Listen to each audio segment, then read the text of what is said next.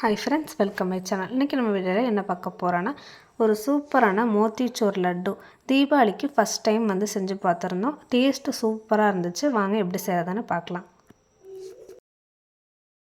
அதுக்கு ஒரு மிக்சிங் பவுலில் 2 கப்பு சளிச்ச கிராம் ஃப்ளார் சேர்த்து, பிஞ்சு ஃபுட் கலர் சேர்த்து, டேஸ்ட்டுக்காக லைட்டாக சால்ட்டு சேர்த்து 1.25 கிளாஸ் வாட்டர் ஆட் பண்ணி நல்லா மிக்ஸ் பண்ணி விட்டுக்கோங்க. இதோட கன்சிஸ்டன்சி நல்லா தண்ணியாக இருக்கணும், திக்காக இருக்கக்கூடாது. ஸ்டவ் ஆன் பண்ணி ஒரு பேனில் 1 டீஸ்பூன் கீ சேர்த்து கேஷனட் சேர்த்து நல்லா பொன்னிறமாக வறுத்து ஒரு பிளேட்டுக்கு மாற்றிக்கங்க. இப்போ அதே பேனில் தேவையான அளவு ஆயில் விட்டு ஆயில் ஹீட் ஆனதும் மிக்ஸ் பண்ணி வச்சுருந்த மாவை கொஞ்சம் கொஞ்சமாக சேர்த்து முருகலாக இல்லாமல் லைட்டாக ஃப்ரை பண்ணி எடுத்துகிட்டு ஒரு பிளேட்டில் ஆற விடுங்க. நல்லா ஆறினதும் ஒரு மிக்ஸி ஜாரில் சேர்த்து கொரகொரப்பாக அரைச்சி எடுத்துக்கோங்க.